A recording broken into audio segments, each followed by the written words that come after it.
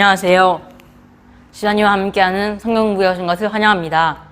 이번 시간에는 멜기세덱 계열을 따른 완전한 대제사장 예수님에 대해서 히브리서 7장의 내용을 함께 공부해 보도록 하겠습니다. 오늘의 주요 포인트 3가지를 살펴보도록 하겠습니다. 첫 번째는 모형인 멜기세덱과 실체이신 예수님입니다. 두 번째는 레위 계열 제사장들의 한계성입니다. 저자는 이 레위 계열의 제사장들의 한계성을 바로 백성들에게 완전함을 제공해주지 못한다는 것으로 설명하고 있고, 이는 뒤에 내용에서 8장부터 레위 제사장들에게서 있었던 그 제사들이 반복해서 일어난 것이고 완전하지 못하는 것을 통해서 더 잘 드러나게 됩니다. 마지막 세 번째는 완전한 대제사장 예수님입니다. 구조를 살펴보겠습니다.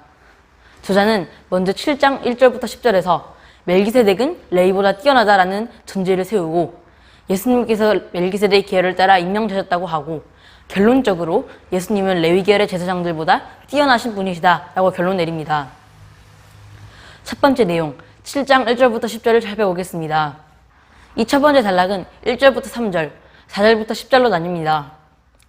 첫 번째는 모형인 멜기세덱의 영원성을 통해서 예수님과 멜기세덱의 모형론적인 관계를 설명하고 있고, 4절부터 10절에서는 멜기세덱이 아브라함과 만난 사건의 의미가 무엇인지를 설명함으로써 멜기세덱이 아브라함보다 뛰어난 것임을 말해줍니다. 첫 번째 내용 1절부터 3절을 살펴보겠습니다.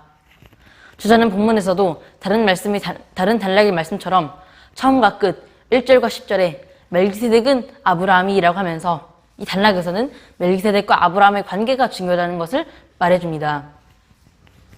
우리가 1절부터 3절을 보면 저자가 창세기 14장 18절을 인용한 것으로 볼 수 있습니다.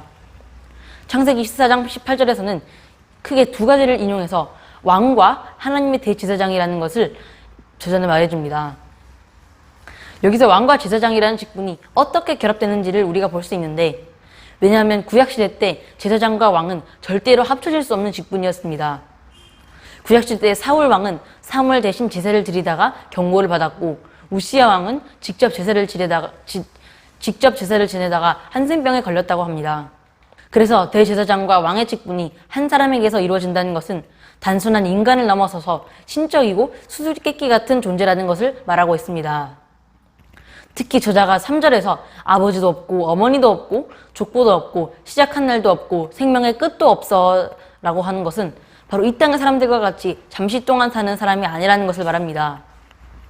또 이는 성경에서 멜기세덱에 대한 침묵을 통해서 항상 하나님의 대제사장이다, 즉 영원한 대제사장인 예수님을 예표하는 것을 말해주고 있고, 실제로 영원히 존재하는 것은 멜기세덱이 아니라 멜기세덱이 예표하고 있던 예수님이라는 것을 말해줍니다. 3절에서 저자는 이 멜기세덱이 하나님의 아들과 닮았다라는 말을 통해서 직접적으로 멜기세덱과 예수님 사이의 관계를 설명합니다. 이 말이 바로 예수님의 영원성을 멜기세덱이 말해주고 있고, 계속해서 예수님과 멜기세덱은 모형과 실체의 관계라는 것을 강조해줍니다. 4절부터 10절을 보겠습니다. 여기서는 멜기세덱과 아브라함의 만남의 의미를 크게 3가지를 통해서 멜기세덱이 아브라함, 레위 제사장들보다 뛰어나다라는 것을 말해줍니다. 첫 번째는 멜기세덱이 아브라함에게서 받은 11조입니다. 두 번째는 멜기세덱이 아브라함에게 베푼 축복이고, 세 번째는 멜기세덱의 영원성과 대조되는 레위 제사장들의 한계성입니다. 저자는 멜기세덱의 지위를 강조하기 위해 2가지 사실을 말해줍니다. 첫 번째는 아브라함이 바친 11조가 전리품이었다는 점에서 아브라함이 승리자였음에도 멜기세덱에게 11조를 바쳤다는 것이 멜기세덱은 그런 승리자나 패배자를 규정하는, 승리자나 패배자 위에 있는 그 결과에 상관없이 있는 주권자의 의미가 있는 것입니다. 둘째는 아브라함이 자신의 종 중에서도 용사가 무려 318명이나 있다는 족장이라는 점입니다. 이러한 점은 이스라엘 백성들이 조상으로서 많은 사람들의 우두머리인 족장이 아브라함이 그런 높은 지위를 강조하고 있는데, 이것은 멜기세덱의 지위가 족장 이상의 왕의 의미를 가지고 있다는 것을 볼 수 있습니다. 이제 저자는 레위 제사장들에게 그 멜기세덱의 비교 대상으로 삼고 둘 사이의 관계를 5절에서는 11조를 취하는 권리로서 레위 제사장들의 높은 지위를 말하고, 6절에서는 이를 통해서 레위 제사장보다 뛰어난 멜기세덱이 더 높은 대제사장이라는 것을, 그 지위를 강조합니다. 5절, 6절을 읽어보도록 하겠습니다. 레위 아들들 가운데 제사장의 직분을 받은 사람들은 율법을 따라 아브라함의 허리에서 난 자라도 자기 형제인 백성에게서 10분의 1을 취하라는 명령을 받았으나 레위 족보에 들지 아니한 멜기세덱은 아브라함에게서 10분의 1을 취하고 약속받은 그를 위하여 복을 빌었나니 저자는 11조를 걷는 근거인 율법을 잠시 후에 16절부터 19절에서는 연약하고 무익하다라고 비판함으로써 레위 제사장들은 그들이 가진 특권은 율법의 무능력함을 넘어서지 못한다는 한계가 있다고 말합니다. 또한 레위 계열의 제사장들은 율법에 보장된 내용을 근거로 11조를 받습니다. 먼저 이 대상은 레위 제사장들과 마찬가지로 아브라함에게서 난 동족들이라는 점에서 멜기세덱과는 차이가 난다고 볼 수 있습니다. 이에 반해 멜기세덱의 권리는 레위 제사장들의 한계를 뛰어넘습니다. 먼저 멜기세덱은 레위 제사장들과 달리 아브라함의 허리에서 난 자가 뿐 아니라 족보도 없는 시간을 초월한 인물이었습니다. 또 레위 제사장들과 11조를 걷는 대상이 아브라함에게서 난 제사장들의 동족이었지만 멜기세덱은 아브라함에게서 11조를 받았다는 점에서 동족이 아니라 바로 족장에게서 레위 11조를 받았다는 것이 바로 그 11조를 취하는 권리가 레위 제사장들처럼 율법에 의해 보장된 것이 아니라는 점이 그의 권리와 능력이 율법에 속해 있지 않다는 것을 말해줍니다. 두 번째로 멜기세덱이 아브라함에게 베푼 축복을 살펴보겠습니다. 먼저 저자는 6절에서 아브라함을 약속받은 자라고 표현합니다. 이것은 레위 제사장들과 달리 율법에 속하지 않고 약속을 받았다는 점에서 레위 제사장들보다 월등히 뛰어난 것임을 말해줍니다.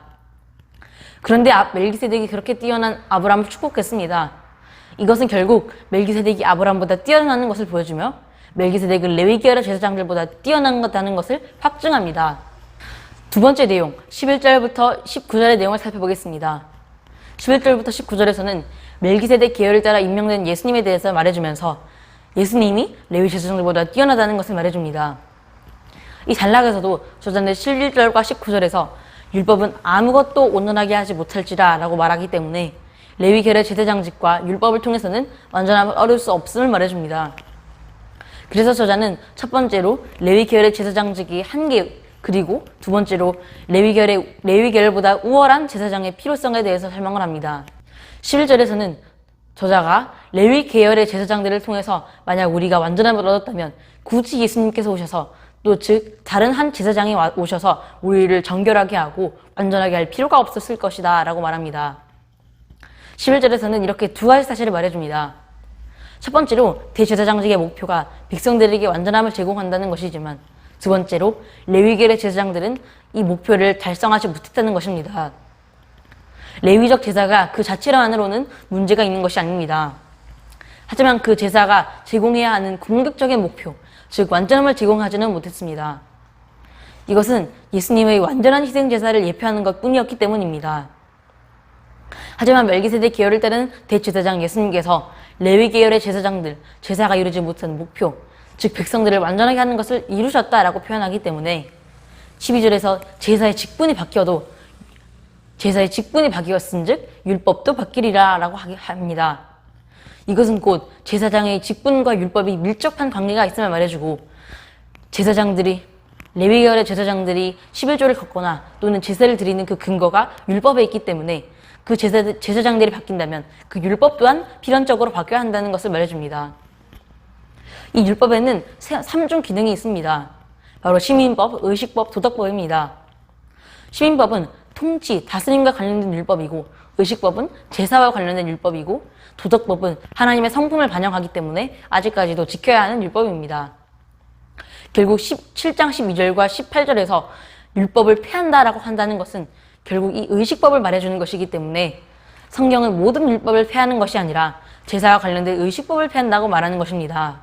레위적 제사장들은 멜기세덱 계열을 따른 예수님의 제사직이 대체되었고 사라졌고 그와 동시에 율법의 변화도 따르게 됩니다. 왜냐하면 레위적 제사장들을 처음으로 세운 것이 율법이기 때문입니다.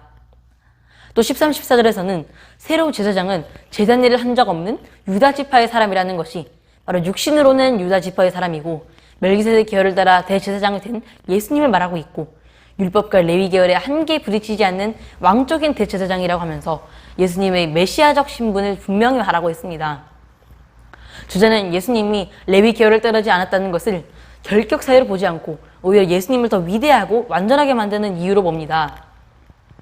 멜기세덱 계열의 대제사장의 근거는 사라진 모세 율법이 아니라 시편 110편 4절에서 말한 것처럼 너는 멜기세덱의 서열을 따라 영원한 제사장이라 하셨도다 라고 하신 하나님의 맹세에서 나온 것입니다. 히브리서 7장 18절 19절에서는 전에 있던 규명, 율법은 연약하고 무익함으로 폐허해지고 이에 더 좋은 소망이 생기기 때문에 우리가 하나님께 더욱더 가까이 갈 수 있다고 말합니다.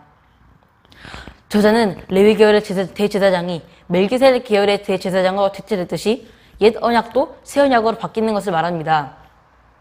저자는 율법의 한계, 즉 무익하고 연약함을 지닌 것을 지적합니다. 물론 율법이 아무런 가치를 지니고 있지 않다는 것은 아닙니다. 하지만 율법만으로는 사람을 완전하게 하지 못한다는 것입니다.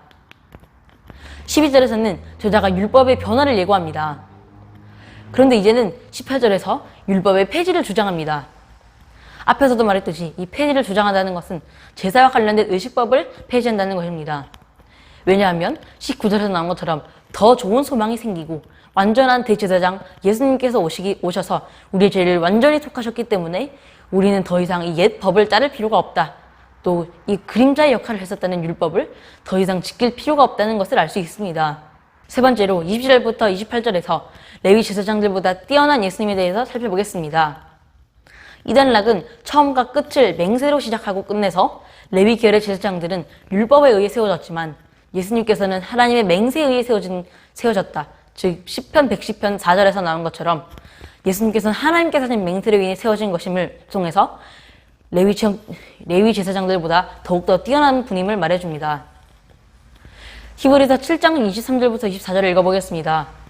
제사장된 그들의 수요가 많은 것은 죽음으로 말미암아 항상 잊지 못함이로되 예수는 영원히 계심으로 그 제사장 직분도 갈리지 아니하느니라. 23, 24절을 통해서 우리는 두 가지 내용을 볼 수 있습니다. 첫 번째는 많음과 하나의 차이입니다.